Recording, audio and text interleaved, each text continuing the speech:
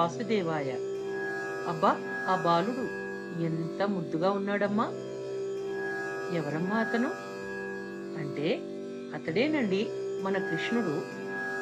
ఇట్టి ముత్తులాడి బాలుడేలవాడు వాని పట్టి తెచ్చి పొట్ట నిండ పాలు పోయరే.